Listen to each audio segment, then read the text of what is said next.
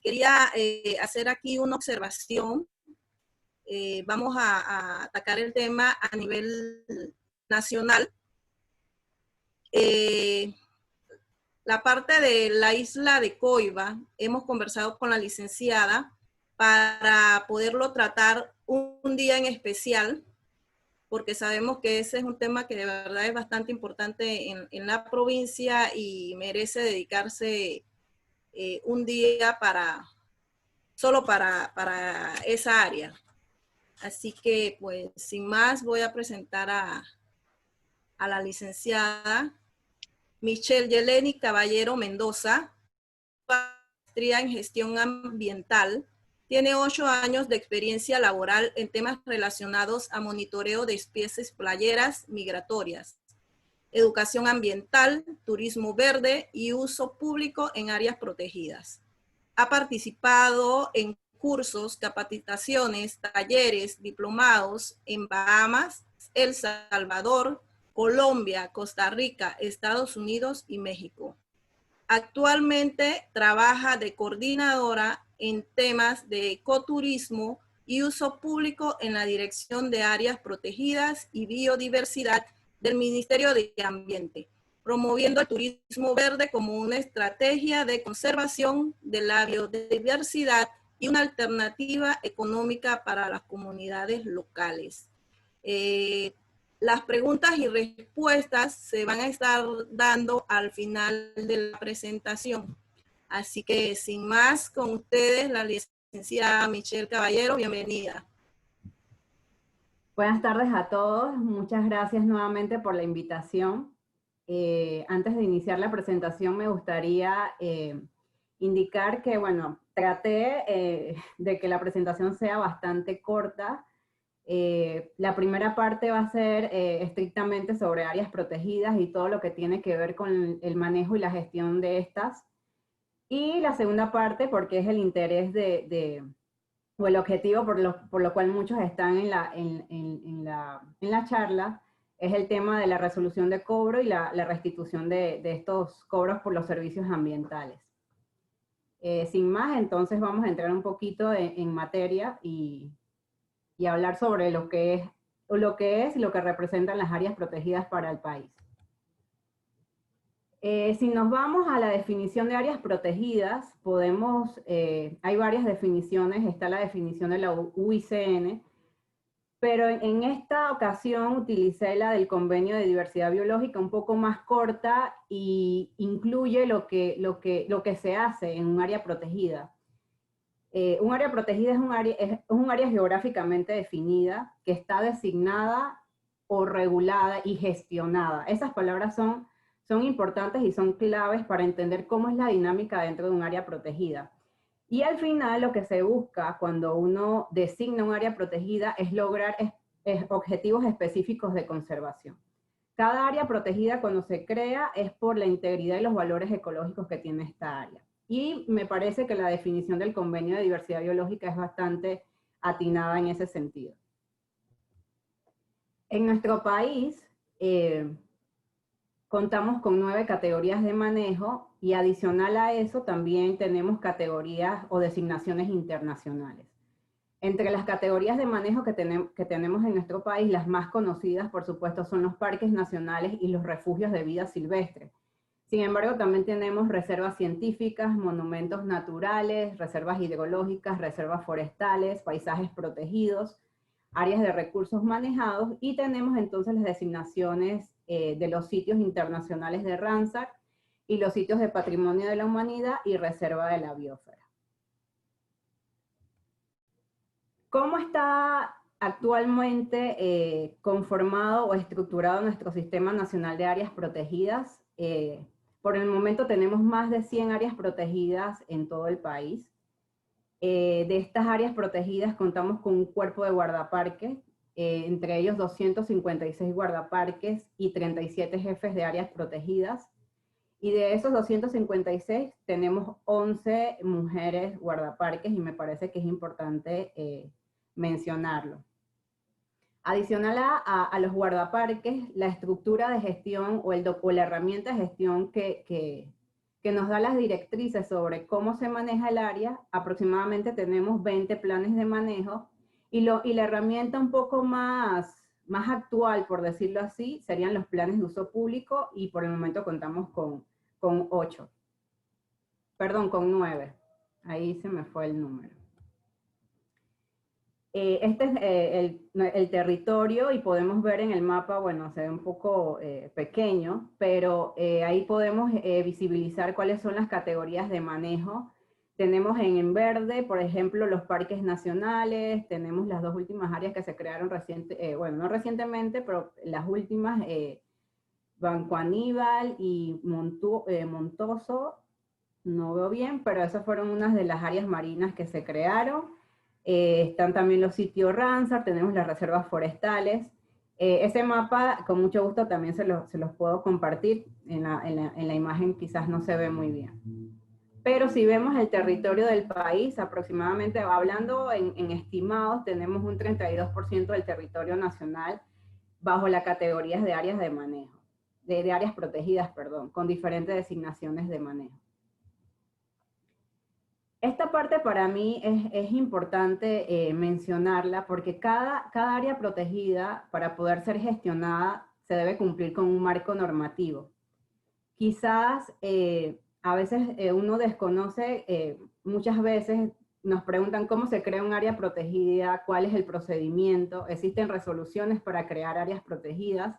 De igual manera, existe un procedimiento para elaborar un plan de manejo, y de igual manera también existe un manual para elaborar planes de uso público, que entre el plan de uso público y el plan de manejo son las herramientas de gestión principales dentro del área protegida.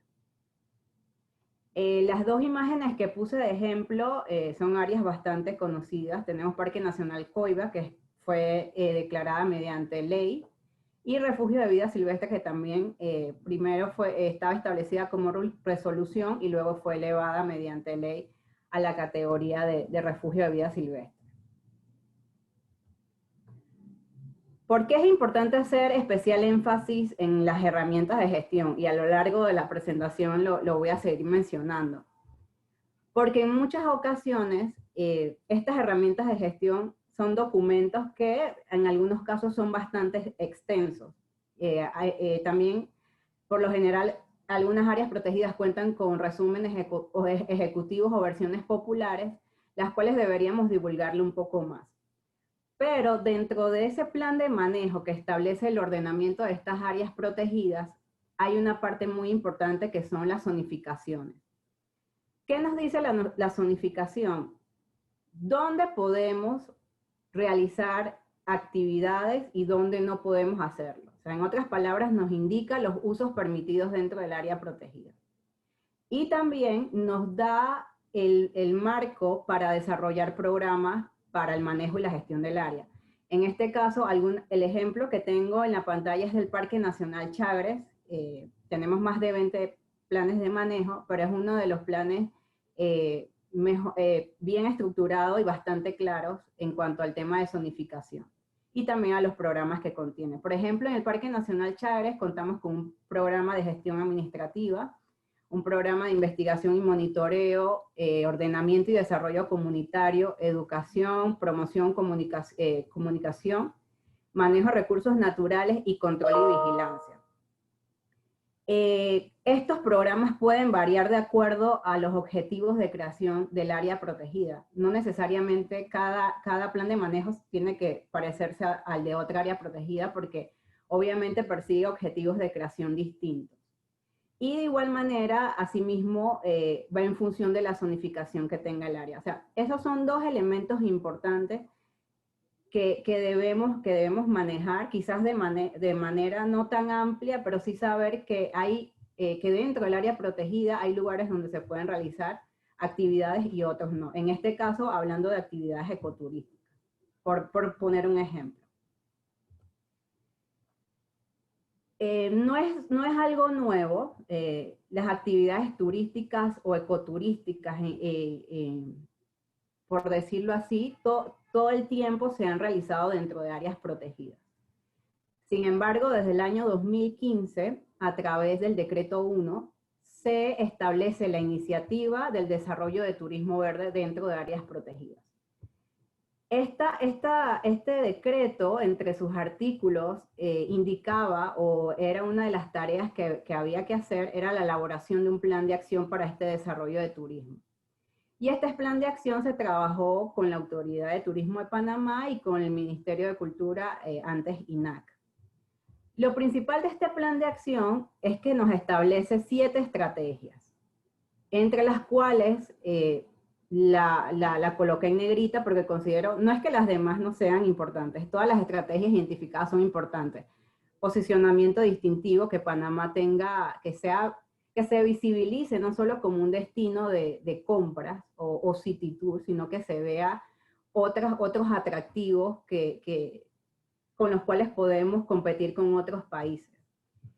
Un desarrollo de productos priorizados, un mercado de turismo verde, que se optimicen los destinos, por supuesto, el trabajo que hay que hacer con la calidad ecoturística, la calidad del servicio que se brinda, y fundamentalmente el tema de la gobernanza. Estas actividades tenemos que compartirlas con todos los actores claves que están dentro del área protegida.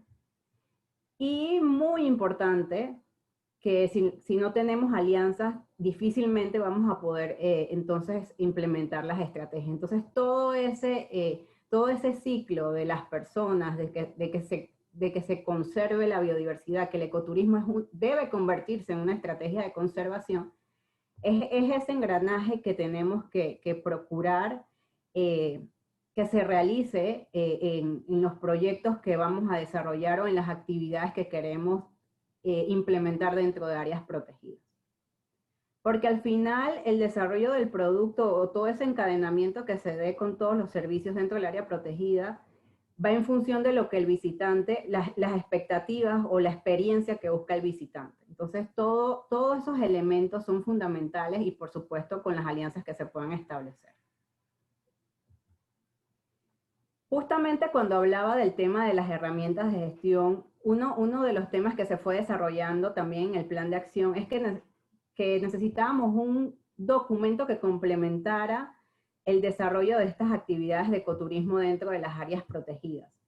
Entonces, uno de las herramientas que se identifica es el desarrollo de planes de uso público, que no son más que documentos que te incluyen actividades recreativas de acuerdo a la zonificación que ya tiene el área protegida. Como bien lo indico, este incluye zonificaciones, identifica actores claves, te habla de herramientas que, por poner un ejemplo, Panamá quizás herramientas nuevas, por ejemplo, cuando te hablamos de rango de oportunidades, que es el ROAP, cuando te hablamos de capacidad de carga y límite de cambio aceptable, son herramientas que de por sí en algunos planes de manejo se mencionan, pero nunca se habían desarrollado dentro de un documento como tal. Y lo que también es importante destacar es que estos planes también hablan de propuestas de gobernanza o de modelos de gobernanza para poder realizar estas actividades ecoturísticas asociadas a las áreas naturales. ¿Cuántos planes tenemos actualmente elaborados? Tenemos 9 planes de uso público elaborados. Tenemos en Bastimento, en Parque Nacional Bastimento, en Parque Nacional y Reserva Biológica Altos de Campana, Parque Nacional Volcán Barú, Bosque Protector y Paisaje Protegido San Lorenzo, Parque Nacional Soberanía, Parque Nacional Coiba, Monumento Natural Cerro Gaital, y el último que tenemos es el de Área de Recursos Manejados Golfo de Montijo. Hay otros que están en proceso de elaboración por el tema del COVID, no se pueden hacer las consultas con los actores claves, pero son documentos que deben ser consultados y se debe involucrar a todas estas personas que están en ese desarrollo de estas actividades de ecoturismo. Dentro de estos planes, en la mayoría, de igual manera, como en el plan de acción se identifican estrategias, estos también identifican líneas estratégicas. Por ejemplo, el de conservación de la biodiversidad, el de la satisfacción del visitante y, por supuesto, el de la participación local. ninguno de los tres debe quedar por fuera dentro del desarrollo del uso público dentro de áreas protegidas. Y para poder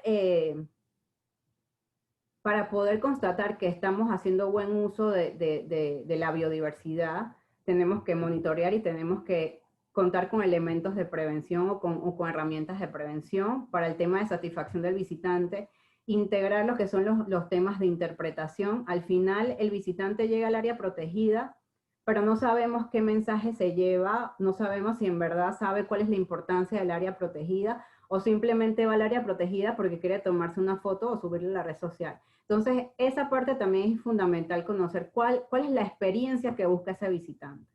Y es allí cuando hablamos de satisfacción del visitante.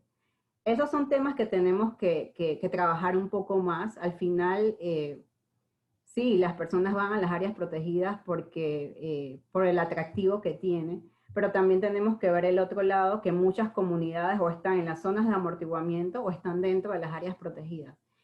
Y son un patrimonio cultural que debemos entrelazar, o sea, nunca dejar por fuera el tema de la participación local o comunitaria.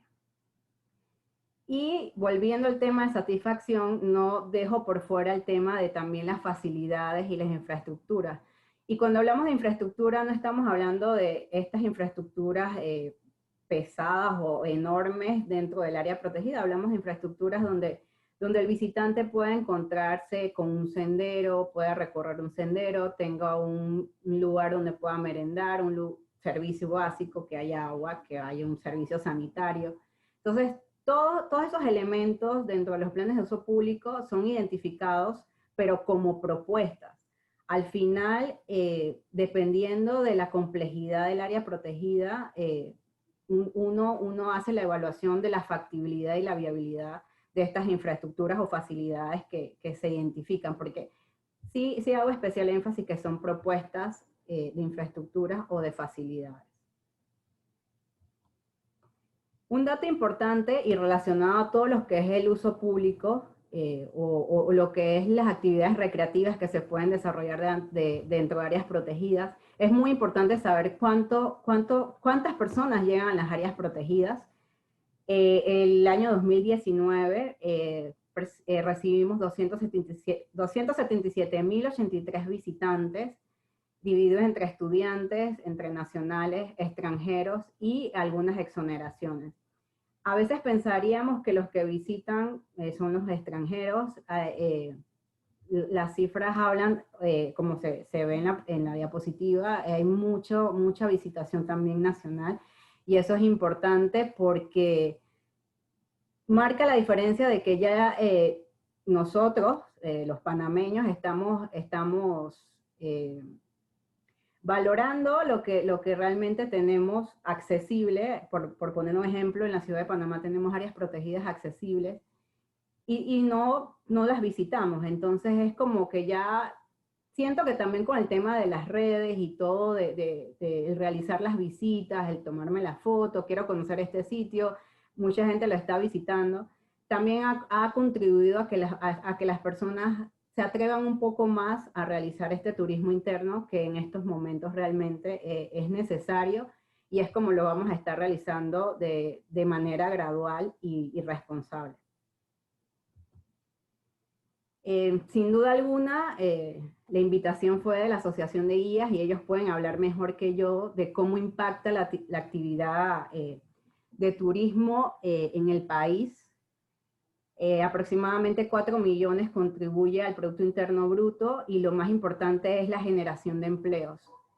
Y toda la correlación que tiene con los Objetivos de Desarrollo Sostenible, prácticamente cumple con los 17 ODS, y no hay mucho que decir de que esta actividad es la actividad por la cual muchos estamos apostando a que, realizada de manera planificada, consensuada, y tomando en cuenta los aspectos ambientales y sociales, definitivamente va a poder aportar y va a poder ayudar a que todo lo que no hemos percibido en estos meses por el tema del COVID nos podamos recuperar, quizás no inmediatamente, pero puede ayudar en el proceso. de igual forma, no hago mucho énfasis, no voy a hablar mucho en esta diapositiva porque ustedes como guías más que nada, bueno, y otros participantes que estén, saben que hablar de turismo sostenible por ejemplo, creo que todos hemos tenido la oportunidad de escuchar muchas exposiciones, hay mucha experiencia a nivel de turismo rural sostenible. Siempre recuerdo, recientemente estuve escuchando una presentación sobre turismo sostenible dictado por Annie Young, y hablaba que a veces la palabra sostenible o sostenibilidad se escucha muy bien, pero realmente la estamos implementando, realmente sabemos cómo hacerlo. Entonces es allí que ya debemos un poco plantearnos el hecho de que ya debemos que nuestras acciones vayan dirigidas al tema de sostenibilidad y cumplir nuevamente con los tres ejes que forman la sostenibilidad: el aspecto económico, el aspecto sociocultural y el aspecto ambiental. Cuando podamos o cuando en el camino podamos integrar ambos sin que uno afecte el desarrollo del otro, entonces podemos decir que vamos en buen camino, porque nosotros debemos tratar de que todo el desarrollo del turismo permee en las comunidades sin que vaya en detrimento de los valores o el patrimonio natural que tenemos, y por supuesto que se generen opciones de negocio, pero bien gestionadas, y que el visitante quiera regresar al país, o como nosotros como nacionales, conectemos con estos sitios y le demos el valor que tienen, que muchas veces cuando el visitante llega y le hablamos de que hay medidas o hay normativa de comportamiento dentro del área protegida, es un poco complicado. Por poner un ejemplo, el tema de las mascotas, cuando le decimos llevan un perrito, bueno, no se puede ingresar con la mascota, siempre hay esa, o sea, debemos sensibilizar un poco que no es un área donde se pueden realizar actividades que comúnmente estamos acostumbrados a realizar. Por poner un ejemplo también, por poner un ejemplo en el área marina, no sé, me viene a la cabeza Veracruz, es un lugar donde podemos escuchar música alta, podemos tomarnos algo de beber, una bebida alcohólica, pero dentro de áreas protegidas hay una normativa que no lo permite. Entonces, el conocer todo lo que es un área protegida como tal, que no es un área gestionada y manejada de manera diferente, son cosas que como visitante y, bueno, como panameño debemos ir conociendo y aprovechar estos espacios para hacer un poco de docencia.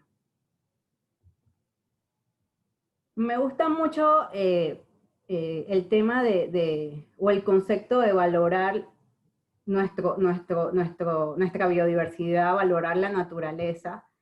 Y si vemos la relación del cobro por servicios ambientales en función de lo que es valorar, quizás los cobros pueden estar sobreestimados o subestimados, porque todo esto también requiere de una valoración económica para determinar cuánto de todos estos servicios, en función de biodiversidad, en función de aspectos que a veces son o atractivos que son intangibles, el tema de las comunidades locales.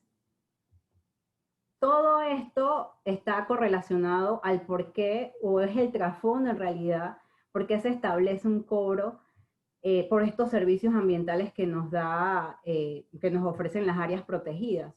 Entonces, es como ir hilando la importancia que tienen las áreas protegidas a nuestra vida diaria.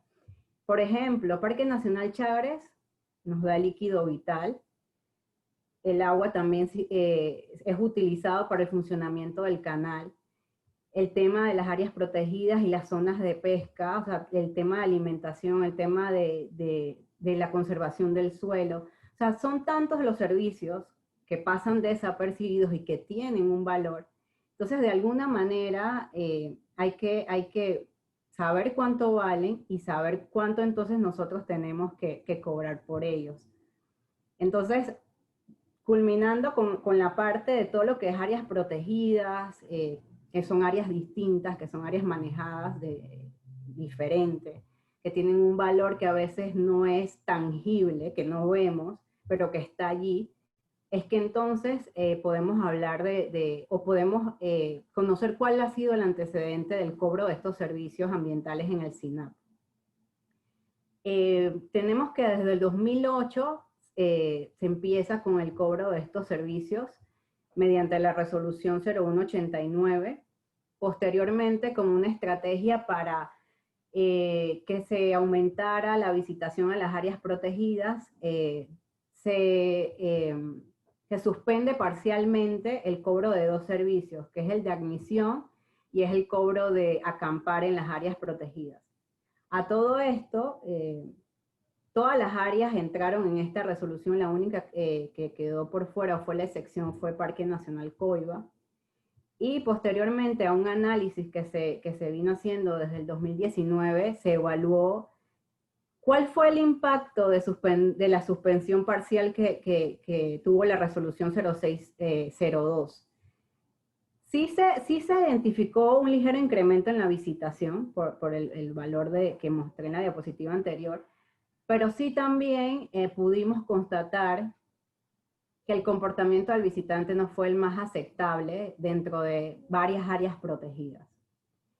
Entonces, más allá también de valorar cuánto dejamos de percibir por los 2 años que no se cobró, asociado al comportamiento del visitante, se hizo la evaluación de que de igual manera las áreas protegidas también necesitan o tienen, o sea, demandan de un presupuesto para todo el manejo que corresponde dependiendo de cada área protegida. Y mostré la información de los guardaparques porque quizás solo vemos o solo percibimos que el cobrar va a servir para mejorar, por ejemplo, infraestructura. Y es cierto, o sea, el mantenimiento de algunas infraestructuras debe contribuir, es muy cierto. Sin embargo, hay otras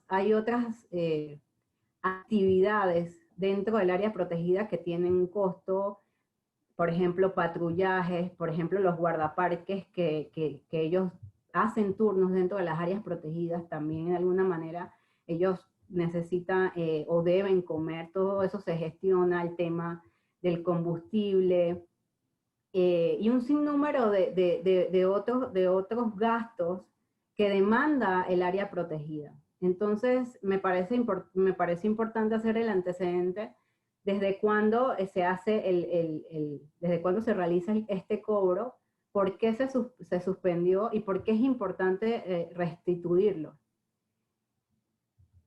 Ahora bien, es muy cierto y es entendible que hayan muchas dudas y que hayan muchas preguntas, pero para la restitución del cobro se hicieron consultas públicas, borrador de resolución que restablecía el cobro, fue sometido a consultas en los siguientes medios, mediante la página web del Ministerio de Ambiente, en 2 periódicos nacionales, y también ese borrador de resolución se pasó a las direcciones regionales de cada país, de cada provincia, perdón. Otra pregunta que también es importante mencionar, y si han tenido oportunidad de ver la resolución que salió el 5 de agosto, en la parte del considerando, donde se explica el porqué, el antecedente, cómo se analizó, qué se tomó en cuenta para poder analizar todo lo de la restitución del cobro.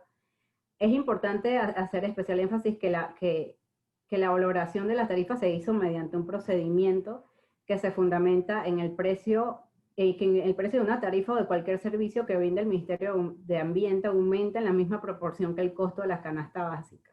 Quizás habrán preguntas relacionadas a esto que no pueda responder, porque este análisis lo hizo una unidad económica, están los informes disponibles, y el índice que se utilizó fue el índice de precios al consumidor.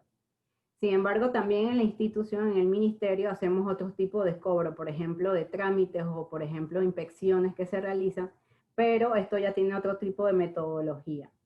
También se podría ampliar un poco más la información de considerarse necesario, pero sí tuvo una metodología, se aplicó un procedimiento para poder evaluar el aumento, o si se podría realizar el aumento o no. Desde el 2008 ya habían pasado 12 años que no se le hacía algún ajuste.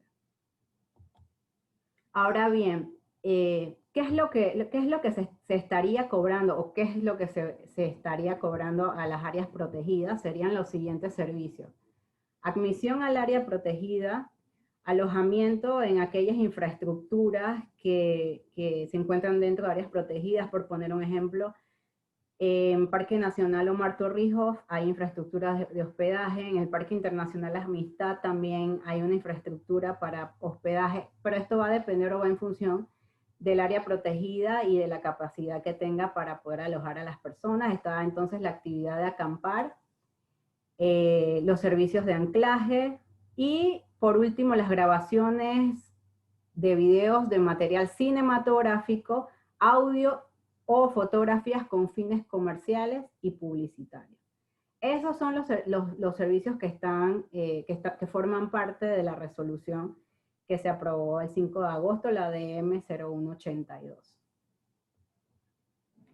En las siguientes diapositivas quizás como que mucha información, pero consideré importante que era bueno por lo menos que se viera cómo estaba estructurada la resolución, porque es lo que por lo general puede generar algo de confusión.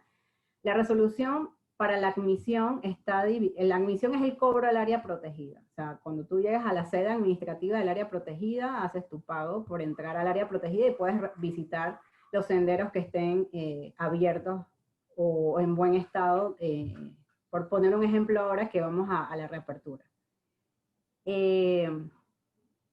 Este grupo está conformado por las siguientes áreas protegidas: el Parque Internacional Amistad, Omar Torrijos, Bosque Protector San Lorenzo, Volcán Barú, Darién, Chagres, Soberanía, Campana, La Yeguada.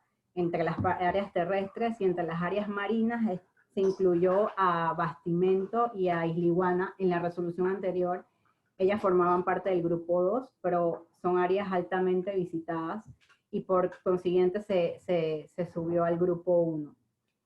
Si vemos, la resolución indica o describe el detalle por persona de acuerdo al tipo de ecosistema que visites. Si estás en un área protegida meramente terrestre, va a tener un valor. Si estás en un área estrictamente marina, entonces también tiene un valor. Esto es para el grupo 1. O sea, todas las áreas protegidas que están dentro del grupo 1 se le estaría aplicando la tarifa que está en el cuadro al lado derecho. Y como en la anterior resolución, los precios son diferenciados entre nacionales, extranjeros, estudiantes nacionales, estudiantes extranjeros, jubilados, pensionados y tercera edad. Esto en cuanto al grupo 1. En cuanto al grupo 2, tenemos otro grupo de áreas protegidas, entre ellas Humedal San Ponzá, Cerro Gaital, Lago Gatún, Portobelo, La Barqueta, Filo del Tallo, El Montuoso, Sarigua, Camino de Cruces, Humedal Valle de Panamá, y entre las áreas marinas Isla Caña, Taboga y Golfo de Chiriquí. El mismo esquema del grupo número 1, está el listado de las áreas, y en la parte de abajo, hablando de la resolución, si se revisa la resolución, está el detalle de tarifa para cada tipo de visitante. Me gustaría hacer especial énfasis que, si bien hay áreas protegidas que están dentro de los grupos, por mencionar un ejemplo, Valle de Panamá por el momento no tiene infraestructura para realizar el cobro por admisión. Otra área en la cual tampoco nunca se ha realizado el cobro es Parque Nacional Portobelo. Entonces también son ajustes, son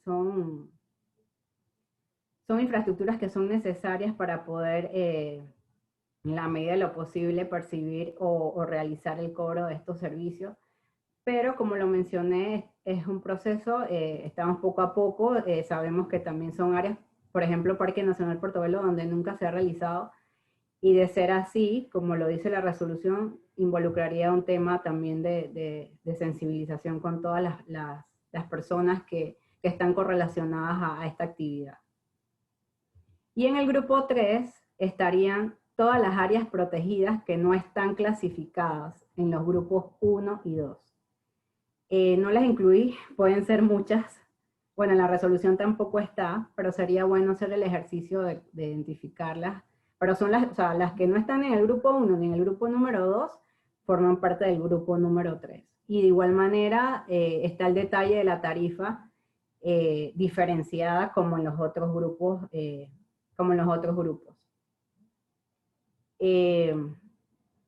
Otro de los cobros, posteriormente al el de admisión, está el cobro de alojamiento, que aplica a aquellas infraestructuras que están dentro de áreas protegidas y que pueden brindar entonces este servicio.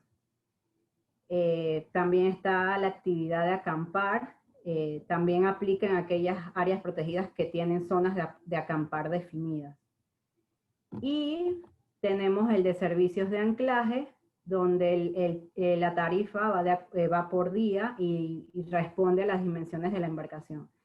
Si revisamos la estructura que tiene la resolución actual versus es la misma estructura, igual los mismos servicios que se están nuevamente restituyendo.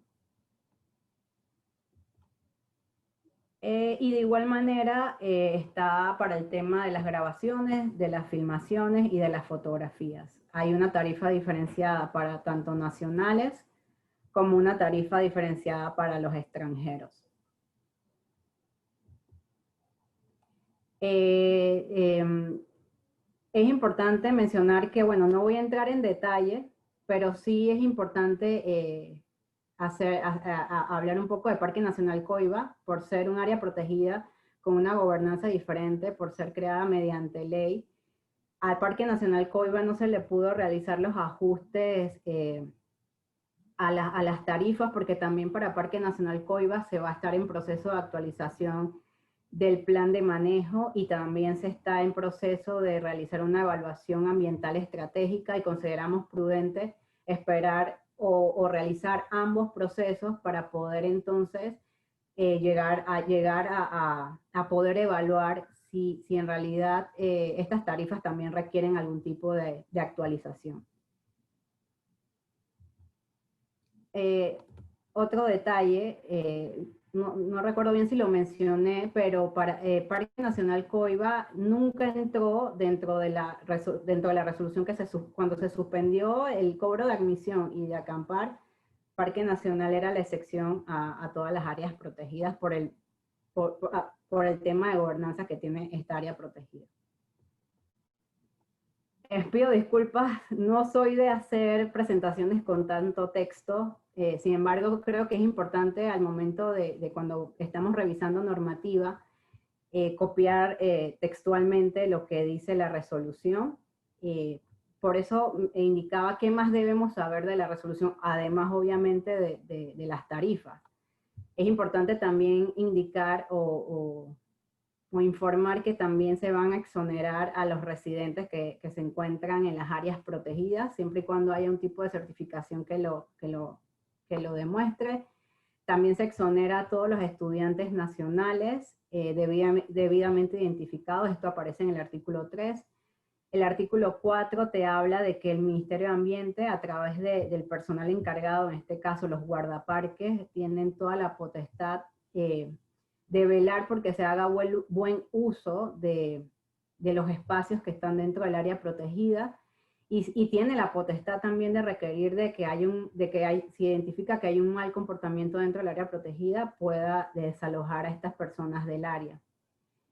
Asimismo, en el artículo 11 nuevamente habla del alojamiento, que se le exonerará a estas personas que tienen algún tipo de discapacidad. Y también indica el tema de que se debe abonar el 50% y habla de que si el 50% es abonado no será reembolsado en caso de cancelación de la reserva.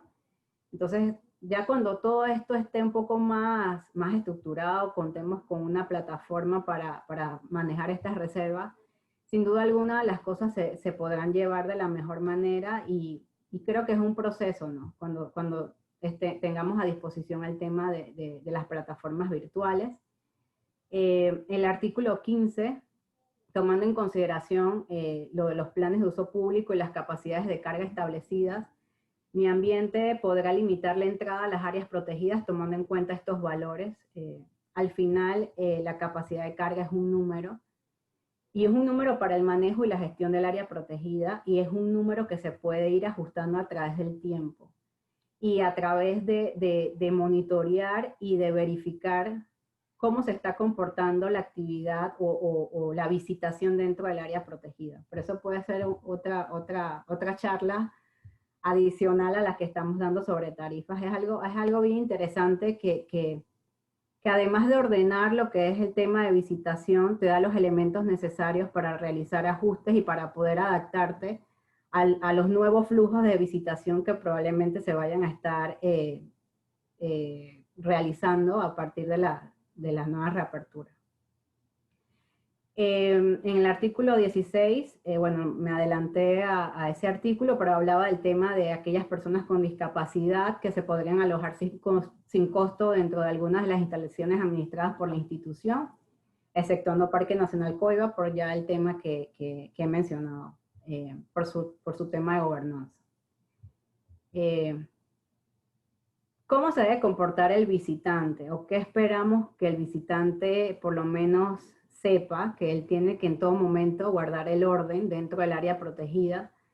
Es un área diferente, es un área distinta, y a veces, por lo general, cuando no hay una normativa escrita, las personas no se sienten obligadas a cumplir. Por ejemplo, hablo de los horarios, hablo de las actividades que se puedan realizar dentro o no del área protegida, el tema del manejo de los desechos.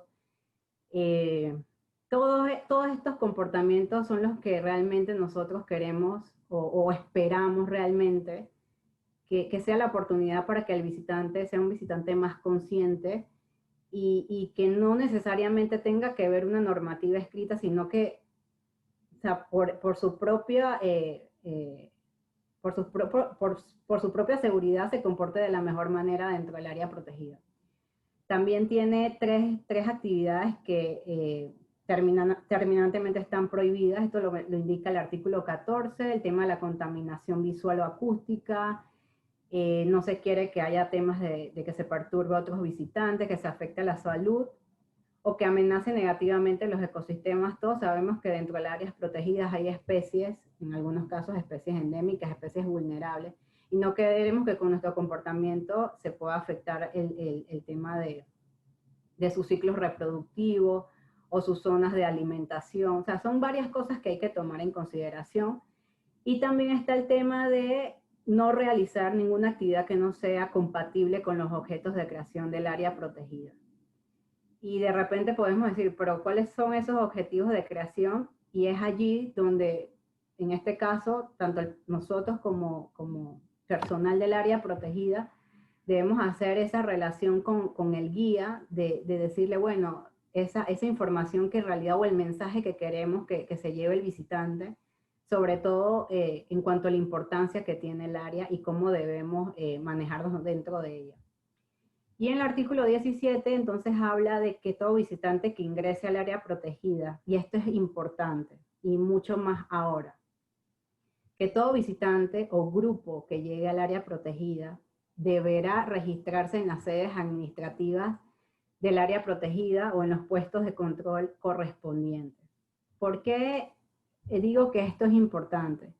Porque muchas veces no se pasa por las sedes administrativas, se ingresa al área protegida, ocurre un accidente y el personal del área protegida desconoce que dentro hay personas en X sendero y la capacidad de reacción para poder abordar lo que suceda no va a ser la misma si ya se tenía la anuencia de que hay visitantes dentro de un área específica o un sendero específico.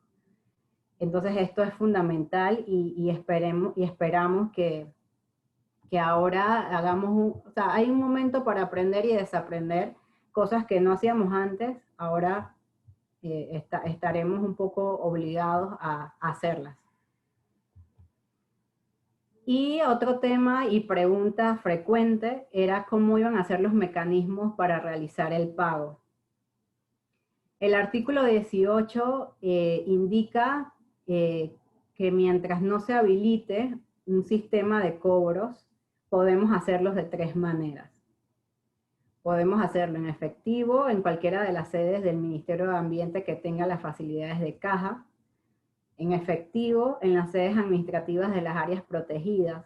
Sin embargo, por algunos temas de seguridad y por evitar el manejo de dinero en ciertas áreas, si en la medida de lo posible, nos gustaría que se pueda realizar donde se pueda promover este mecanismo, se haga por banca en línea o por depósito directo en el Banco Nacional a través de la cuenta del Ministerio de Ambiente.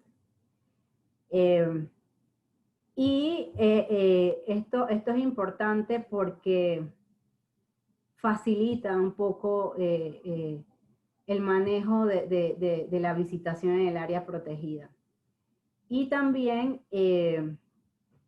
cuando se haga, por ejemplo, por banca en línea, por estas plataformas, es importante que el visitante muestre su comprobante de pago, obviamente, al personal que se encuentre en las sedes administrativas o a la persona que esté en los puntos de ingreso dentro del área protegida. Y la pregunta más importante, ¿cuándo entra en vigor el cobro? El artículo 21 indica que la presente resolución comenzará a regir a los 60 días calendario luego de ser decretada la reapertura de las áreas protegidas de conformidad con el criterio de las autoridades sanitarias. En ese sentido, las autoridades sanitarias a finales de agosto indicaron algunas fechas, establecieron algunas fechas, y la fecha que se toma de referencia, por ser la fecha que fue identificada según el criterio de las autoridades sanitarias, fue el 28.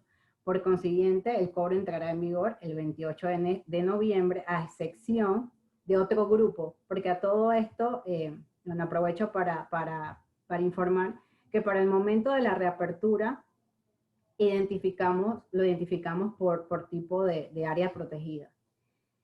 Y evaluamos la reapertura para 14 áreas protegidas terrestres y solamente para visitación de los senderos.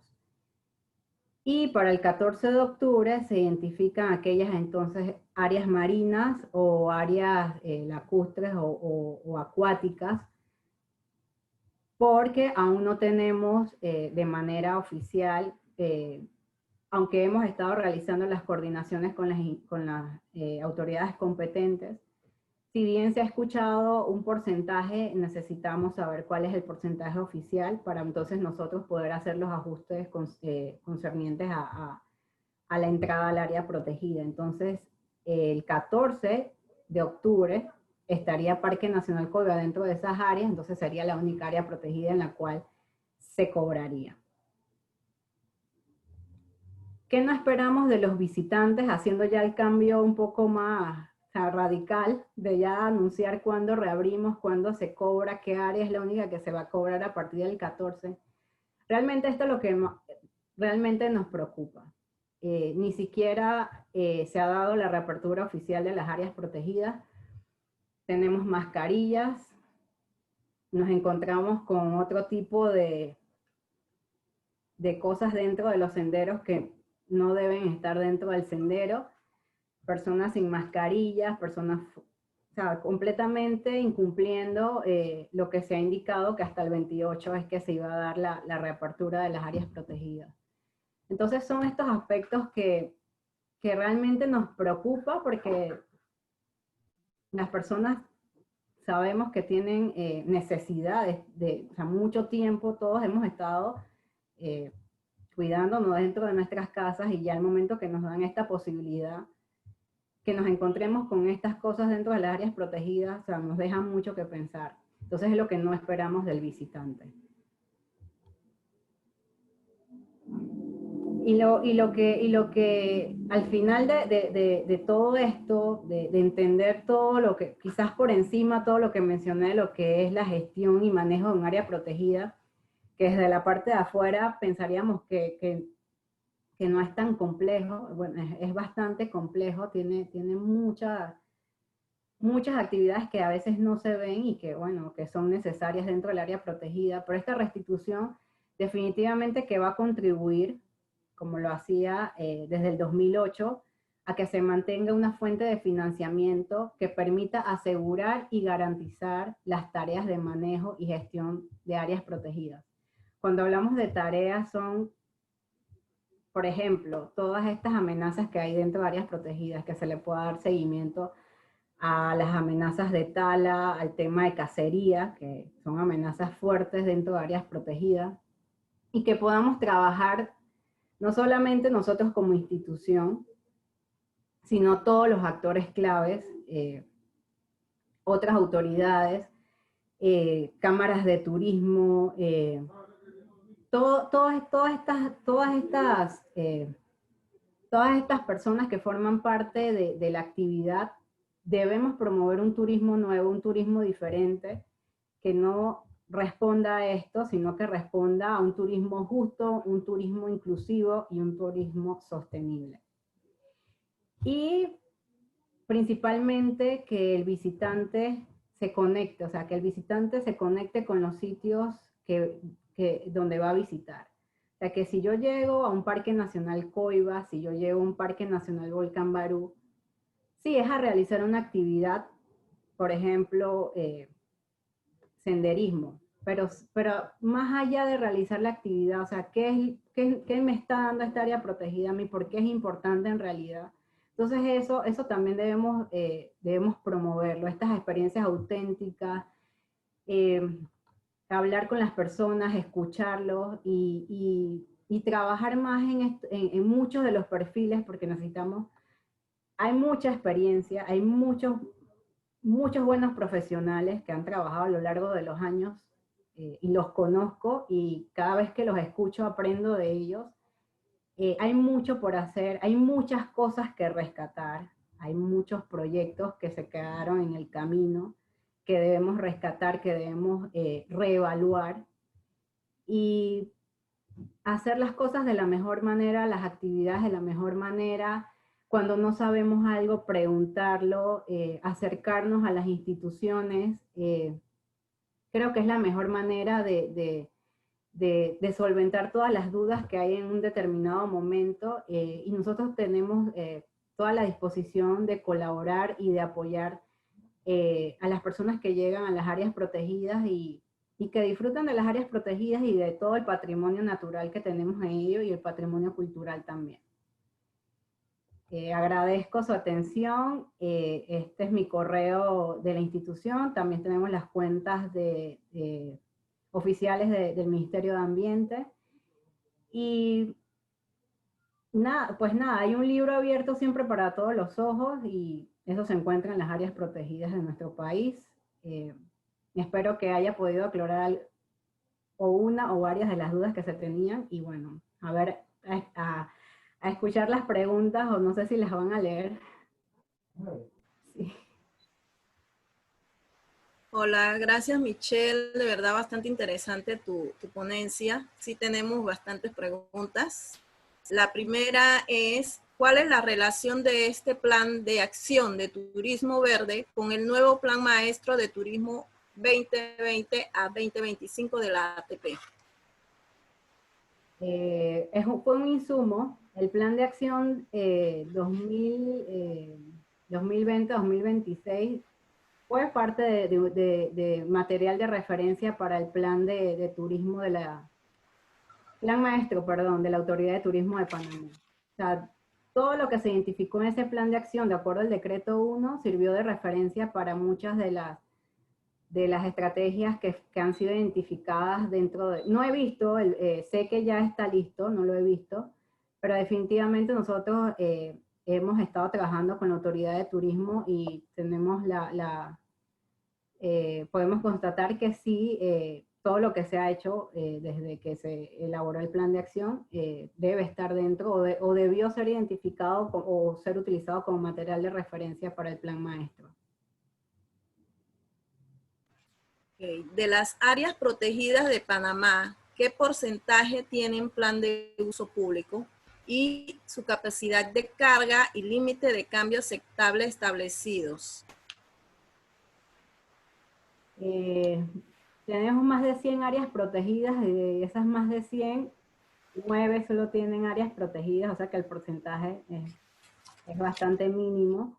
Sin embargo, los planes de uso público que están elaborados son en aquellas áreas donde la visitación es alta.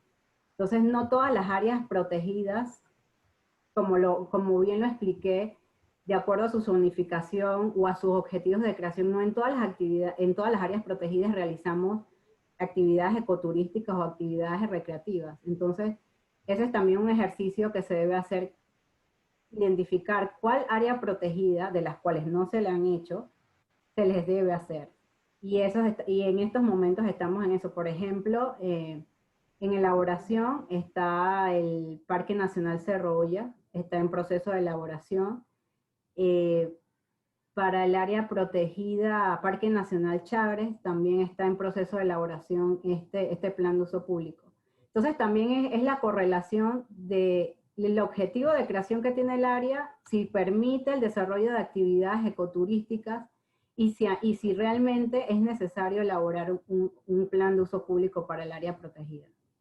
Son varios criterios que hay que tomar en consideración para elaborar un plan de uso público. Okay. ¿Hay algún acuerdo o alianza con el INADE para cursos de guardaparques? Voy a tomar un momentito. En años anteriores realizábamos diplomados para los guardaparques en alianza con la Universidad de Colorado y la Universidad de Panamá. Sin duda alguna es necesario replicarlos, pero por el momento hicimos los acercamientos no este año, hace un par de años atrás con el INADE, pero no se pudo definir un convenio como tal, pero sin duda alguna es necesario, porque una de las debilidades que se podrían identificar es que necesitamos personal de guardaparque, y otra cosa que también es importante decirlo, que mucho del personal de guardaparque son personas mayores. Entonces, estas personas se han tenido que retirar porque son personas de riesgo. Entonces sería importante establecer algún tipo de diplomado, de curso, donde podamos contar con, ¿por qué no?, con gente o con un relevo de todos estos guardaparques que han desempeñado toda su vida este trabajo, pero por cuestiones actuales y más adelante necesitamos, obviamente, cubrir más áreas y tener mayor personal para cumplir con todo lo que es indicado en los planes de manejo. Así que sí es una tarea pendiente, es un ejercicio que se hizo y totalmente válido que debemos retomar. Sí, yo voy a hacer un comentario referente a eso. Hubo un curso de guardaparques en Chiriquí hace unos meses atrás. A mí me llamó poderosamente la atención y di mi inquietud, que en ese entonces estaba en un curso del INADE, y di la inquietud al director y ellos me pidieron que les hiciera llegar 31 participantes que estuvieran interesados, y yo me tomé la libertad de publicarlos, de quiénes son los que estaban interesados. Conseguí 35 personas, hice un listado de 35 personas, los hice llegar a la INADE, y lo último que me dijeron fue que era que no tenían facilitador, que por eso era que no podían dar el curso. Entonces, o sea, para mi pensar es que ellos debieron llamar a mi ambiente y consultar con ustedes si tenían algún personal, ¿no? Pero siento que esa no, de repente no fue la respuesta que debieron darme, porque en realidad yo conseguí, le digo, gente de Santa Fe, gente de Mariato, gente de Zona, estudiantes, profesionales de SINAPRO, guías. Habían 35 personas en mi listado, que todavía lo tengo por allí. Y pues sí estaban interesados, incluso todavía yo recibo mensajes referente a ese tema. Sí, completamente de acuerdo con usted. Creo que esa era una de las, por ser una temática nueva, el tema de formación de guardaparques, era necesario primero preparar a los facilitadores que podían ser técnicos de la Dirección de Áreas Protegidas, pero esos técnicos también tenían que prepararse para poder ser los facilitadores del curso. O sea, los acercamientos y las reuniones se hicieron, considero que totalmente de acuerdo con usted, se debe retomar y se debe de hablar de todo, o sea, por ejemplo, hablar de requisitos, o sea, todas las coordinaciones que sean necesarias para poder desarrollar este curso de la mejor manera, porque sí sabemos que hay muchas personas que están interesadas en formar parte de los guardaparques. En el país vecino podemos constatar cuál es el perfil que tiene un guardaparque, y es hacia allá donde también tenemos que ir perfeccionando y mejorando toda la parte de recurso humano de acuerdo al manejo que debe tener el área protegida. Así que sí es una tarea pendiente y por supuesto que debemos retomar. Ok, siguiente pregunta. ¿Desde cuándo el Parque Nacional Jesús Héctor Gallego fue declarado como área protegida en Veraguas? Y si usted tiene la resolución a mano, que la pueda facilitar. Ahorita mismo a mano no la tengo, pero si me facilitan el correo electrónico de la persona, con mucho gusto se lo puedo facilitar. Si mal no recuerdo, fue aprobado el año pasado, pero no me atrevería a indicar mucho porque no recuerdo bien qué fecha, pero se le podría facilitar la resolución de creación. Okay. En el caso del Parque Nacional San Lorenzo, mi ambiente va a cobrar en la entrada del área protegida y el patronato de Portobelo y San Lorenzo, perdón, al entrar al castillo de San Lorenzo. Excelente pregunta. Volviendo al tema de cuando hablábamos de la admisión, el cobro de admisión al área protegida, o sea, llegas al área protegida y tienes la diversidad o puedes visitar varios senderos que estén disponibles. Es importante mencionarlo. Sin embargo, la visita es a los senderos, pero cuando uno llega al fuerte, al castillo, perdón, el patronato de Portobelo y San Lorenzo tiene unas infraestructuras o unas facilidades. Ellos cobran el servicio por estas facilidades y por la entrada, si no me equivoco, al castillo. O sea que lo que cobran al final de San Lorenzo son los servicios asociados al castillo. Entonces se cobraría, nosotros como Ministerio de Ambiente, la entrada a la admisión al área protegida. Pueden visitar el sendero Tortuguilla, el sendero Pavón, donde está la torre de observación, y otros senderos que estén al área protegida disponibles. Pero ya cuando el visitante ingresa a la parte histórica, por decirlo así, y hace uso de, por ejemplo, el baño o otras facilidades que tienen ellos allí, es un pago aparte del que tiene el Ministerio de Ambiente.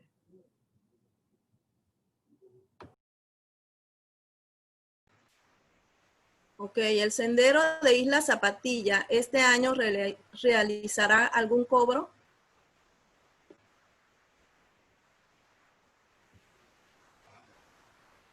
El sendero de Cayo Zapatilla 2, o sea, volvamos nuevamente al tema de la admisión.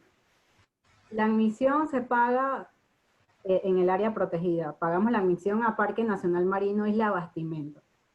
Y recordemos que dentro del área protegida hay varios sitios de visitación, que siempre por lo general visitemos los mismos. También debe ser algo que debemos promover, que se diversifique la visitación a otros sitios para evitar mayores impactos al área, por decirlo así, o al sitio de visita. Pero nosotros no cobramos por el uso del sendero, nosotros cobramos por la admisión al área protegida. Y las áreas protegidas, X áreas protegidas puede tener N cantidad de sitios de visita. pero no se cobra en cada sitio de visita, por ejemplo, en cada sendero. Se cobra una sola vez por la admisión al área, a la totalidad del área protegida. No sé si respondí la pregunta. ¿Cómo hacemos para que el Parque Nacional Santa Fe tenga un plan de uso público? Podemos desde la misma estructura que tiene el parque, hay un jefe de área protegida, se pueden hacer las reuniones y se puede identificar, es evaluando inclusive el mismo plan de manejo y viendo el potencial que tiene, y se identificarían los fondos para poder entonces realizar o elaborar un plan de uso público. Si no me equivoco, Parque Nacional Santa Fe podría tener, sería un área protegida que se le podría elaborar un plan de uso público, pero habría que hacer las evaluaciones principalmente de los fondos disponibles para elaborarlo. ¿Se ha tomado acción sobre la venta de tierras en áreas protegidas en Damay, Guariviara? Bueno, el tema de tenencia de tierra es un tema bastante complejo. No lo manejo a la totalidad, y si respondiera algo, algo que no es, bueno, no me gustaría, pero entiendo de que son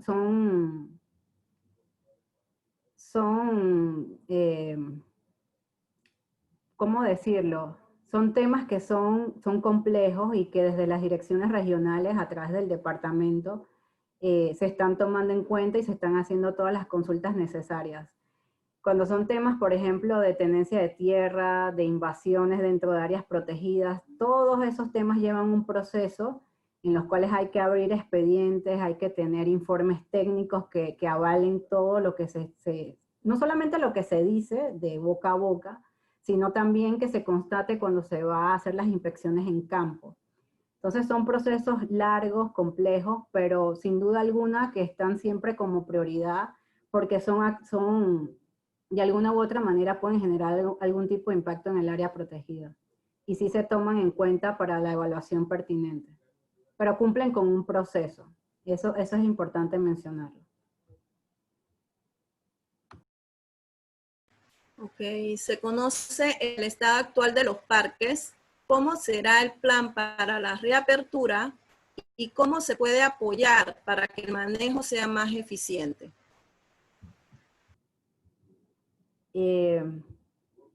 Como todas las otras instituciones, de igual manera el Ministerio de Ambiente tenía que cumplir con el requisito de la elaboración de un protocolo, recordando lo que indiqué sobre que dentro de áreas protegidas contamos con personal, y obviamente nosotros también debemos tratar de salvaguardar la salud de ese personal que tenemos dentro de áreas protegidas, y por supuesto también la salud de las personas que nos visitan o el usuario que llega al área protegida. Entonces, dentro de ese protocolo se toman las medidas para tanto el personal que pernocta dentro del área protegida, llámese guardaparques o policía ambiental, y también hay una parte bastante resumida que incluye las medidas que ya todos conocemos, el tema de medir la temperatura, el tema de registrarse en las sedes administrativas.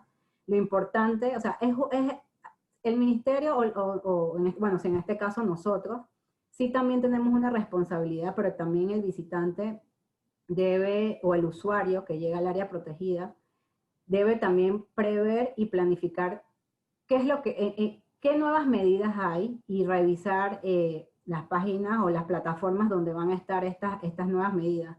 Por ejemplo, vamos a contar con horarios, en algunas áreas protegidas se ajustaron.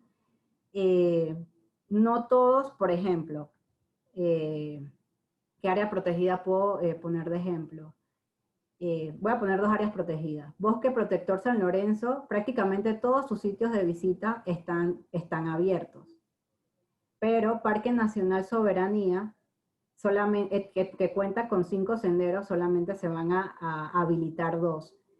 Y esos ajustes y esos cambios el visitante debe tomarlo en cuenta y no ingresar en aquellos sitios que no están abiertos porque no vamos a poder contar con personal para que esté en todos los sitios y tampoco creo que es la idea que debemos estar detrás de cada visitante que llega, sino que el visitante también, cuando se acerca a la sede administrativa, el guardaparque tiene la obligación de informar sobre estos cambios y sobre las medidas, uso de mascarilla, toma de temperaturas, es obligatorio el uso de la mascarilla.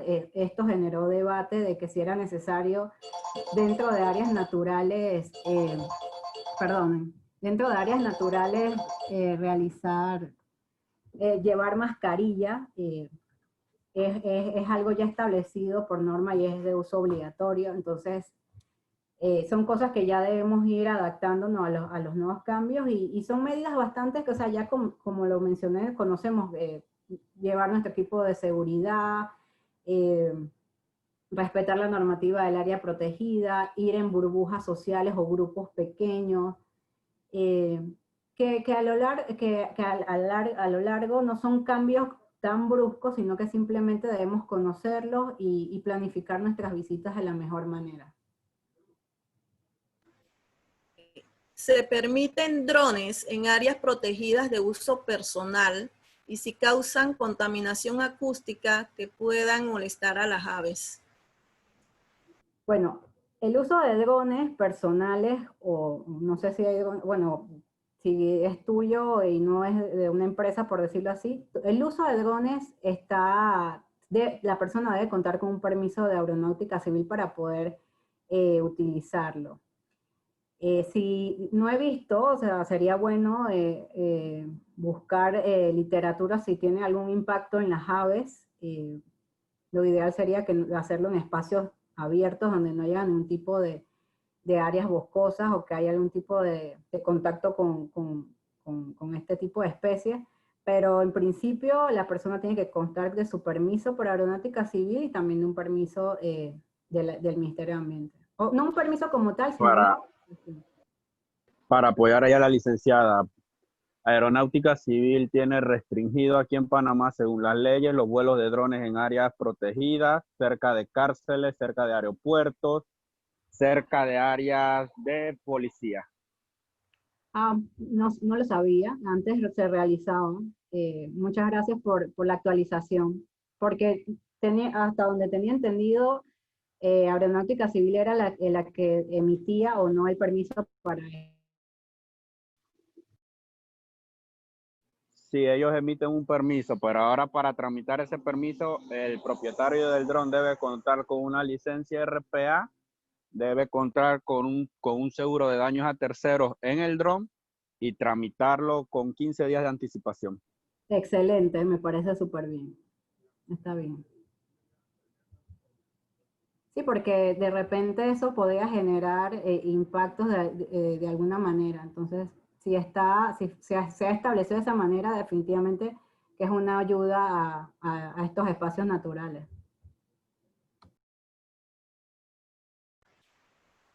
Ok. ¿Los sitios de camping estarán disponibles? ¿Se volverán a utilizar? ¿O cuáles serían los protocolos? Si bien uno de los sitios de visita mayormente utilizados es Reserva Forestal La Yeguada, y bueno, también en Parque Nacional Coiba hay algunos sitios designados para acampar.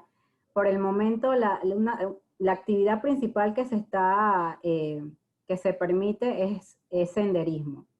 Ahora bien, la reapertura es este 28. Hay varias cosas que hay que ajustar, hay varias cosas que hay que evaluar, y a medida que se vaya reactivando la visitación y que vayamos viendo el comportamiento, porque a todo esto no olvidemos que estamos en una situación por el COVID. Y todo esto está o responde al comportamiento que tenga o los niveles de contagio. Y eso se tiene que tomar en consideración para poder entonces ampliar las actividades que se puedan realizar dentro del área protegida. Pero por el momento la actividad que está permitida es senderismo. Ok, ¿cómo se va a controlar el campo de capacidad de carga en las áreas protegidas con la nueva normalidad? La misma persona pregunta, ¿en Coiba están considerando el uso obligatorio de GPS en los botes que accesan el parque? De esa manera se puede estimar cuántas personas están en cada área del parque. ¿Se va a tener un cobro dentro del Golfo de Montijo?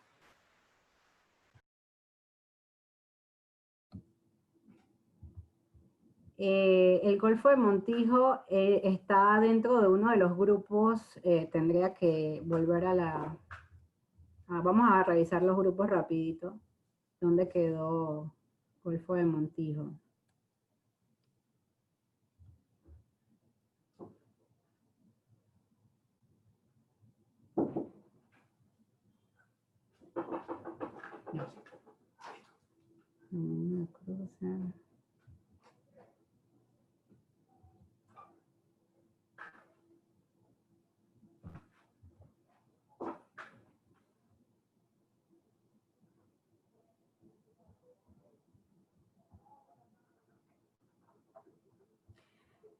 Bueno, no forma parte del grupo 1 ni del grupo 2, entonces entraría en la categoría del grupo 3 y si está dentro de esta categoría habría que revisar el detalle de la tarifa, pero sí se realizaría algún cobro siempre y cuando lo mencioné igual como Portobelo y otras áreas protegidas que no contamos con infraestructura por el momento, pero esperamos que el otro año podamos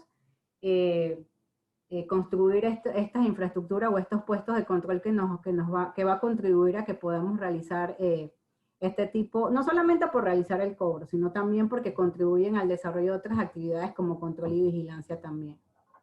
Entonces, el tema de los GPS es necesario por temas de seguridad y en la medida de lo posible se debe trabajar en que las embarcaciones cuenten con ellas. ¿Cuáles medidas tomará mi ambiente para controlar? Licenciada, también preguntan bastante.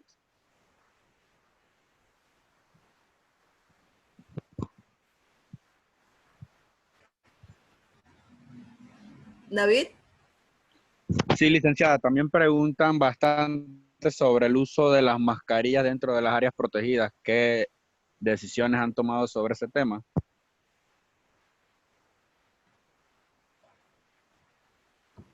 Sí, hace un momento, como lo estaba mencionando, el uso de las mascarillas no nos gusta, pero lo debemos utilizar de manera obligatoria y dentro de las áreas protegidas también se deben utilizar.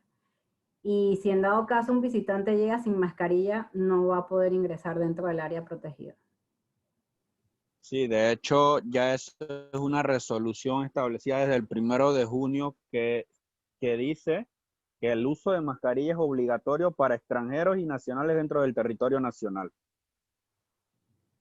Así es. Y de lo contrario, existen ya sanciones que están amparadas bajo las leyes de la Constitución panameña. Así es, y si vimos la foto que es de Parque Nacional Campana, habían personas que no llevaban la mascarilla. Entonces, a pesar de que es obligatorio, todavía estamos viendo comportamientos no responsables y no pensando, o sea, pensando individualmente y no de manera colectiva. Entonces, estas son las cosas que debemos tratar de mejorar y de evitar.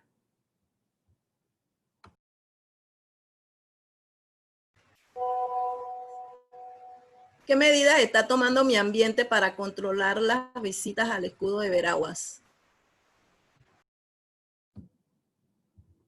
En su momento, y es bueno mencionarlo, para paisaje protegido Isla Escudo de Veraguas,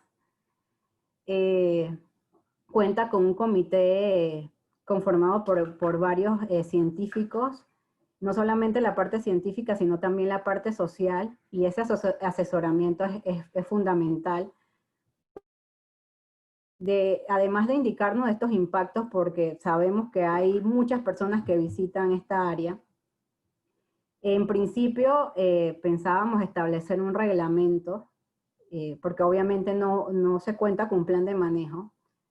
Sin embargo, evaluando, en realidad es mejor hacer la herramienta de gestión completa y elaborarle un plan de manejo donde donde nos dé temas de zonificación, temas de normativas, temas de programa. Entonces estamos en ese proceso de elaborar qué es lo que esperamos de ese plan de manejo y lo importante de incluir a las comunidades. Hay que recordar que esta área tiene comunidades vecinas y el tema de las autoridades locales no las podemos dejar por fuera, así que esto va a ser un plan de manejo que al momento de su elaboración va a ser completamente, y debe serlo, participativo. Entonces, todas estas actividades correlacionadas, ya sea ecoturísticas, ya sea de uso sostenible, por ejemplo, ahí hacen pesca artesanal, y otras actividades que se puedan identificar deberán ser reguladas y por ende ordenadas mediante el plan de manejo. ¿Han considerado certificar a los proveedores de servicios turísticos para que puedan seguir ofreciendo sus servicios dentro de las áreas protegidas? Nosotros hace 2 años, a través de un proyecto, Ecotour, se realizaron 2 capacitaciones a guías generales para especializarlo en áreas protegidas. Aproximadamente como 60 guías fueron capacitados y por información que nos comparte la Autoridad de Turismo, entiendo también que se están haciendo capacitaciones virtuales gracias al apoyo de muchos expertos que están dando o están facilitando estos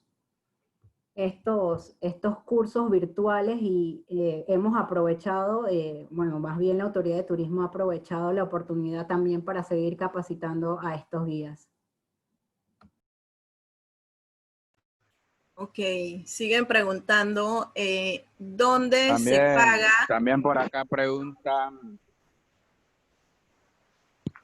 exacto, ¿dónde se pagan o de qué manera se va a manejar el tema de la reserva y la información de los senderos que se van a poder utilizar?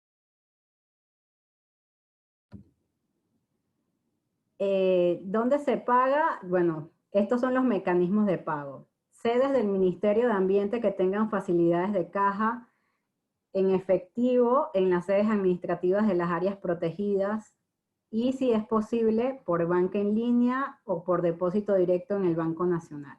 En cuanto al tema de las reservas, estamos identificando la creación de unos correos electrónicos donde podamos ir trabajando el tema de las reservas. Quizás no sea en todas las áreas protegidas, pero sí vamos a tratar de promover el tema de las reservas porque nos va a ayudar cuando ya tengamos el nuevo sistema de cobro de tarifas para que el visitante ya esté, por decirlo así, ya tenga la costumbre de planificar. Por eso que hace un momento hacía énfasis en eso. Siempre, bueno, entiendo que cuando se planifican o se hacen estos paquetes, uno debe planificar todo el itinerario de visitas y entonces de esta manera también creo que le facilitamos varios temas en cuanto a la planificación que tenga, ya sea un tour operador o un prestador de servicio.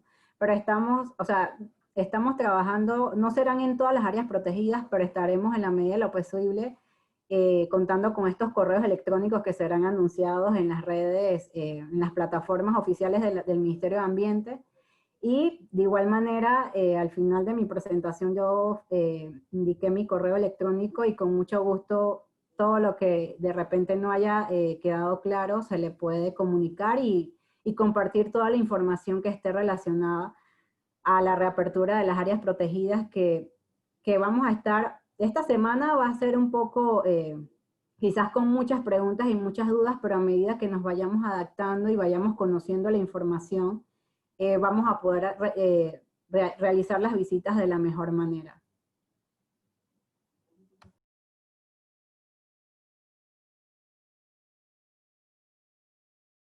Utilizar. Nuevamente para aclarar lo que es el tema de los usos de drones. Hay limitaciones y áreas donde está prohibido por leyes de aeronáutica civil el vuelo de drones, más tramitando los permisos pueden usarse, pero de manera ilegal o a escondidas, como dice uno, sí está prohibido.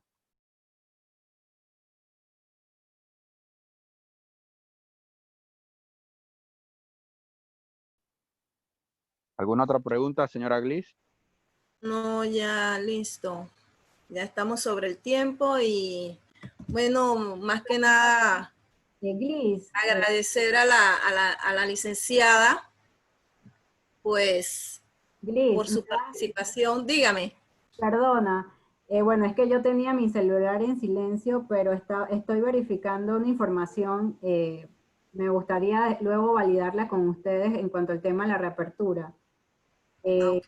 Creo que van a darse algunos cambios, así que si me permiten, mejor entiendo que estaba dentro de la reapertura del 28, sin embargo, se han dado algunos cambios y tengo que conocer cuáles han sido estos cambios. No había visto mi celular por estar en la presentación, pero creo que es importante mencionarlo después de lo que mencioné que se reabrían este lunes.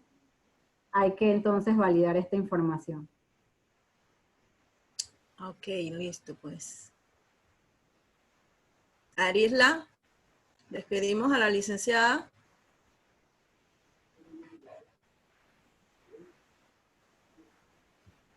Bueno, tenemos Licenciada Michelle, quiero agradecerle por el apoyo que nos ha brindado en el día de hoy. Si bien es cierto, pues usted nos ha querido dar como esa ayuda de quedar un poco más claros en el tema de los parques nacionales. Quiero darle las gracias a todos los que estuvieron dentro de la reunión y pues, señores, esta es una cosa de un esfuerzo que se hace para llevar los temas que nos competen dentro de la actividad turística y que sabemos que para ustedes son importantes. Como sabemos, no siempre podemos aclarar todo porque de repente hay cosas que se escapan, pero siempre, créanme que vamos a tratar de llevar temas que se adecúen y que nos mantengan en el momento en el que estamos. Bueno, gracias licenciada de verdad por su tiempo. A nombre de todos, muchas gracias. Gracias a ustedes, que pasen buena tarde y tan pronto maneje la información oficial, se las compartiré para que, bueno, igual estará cuando se valide la información en las redes de la institución. Nuevamente gracias y que pasen buena tarde. Gracias a usted y gracias a todos los participantes. Que tengan buenas noches.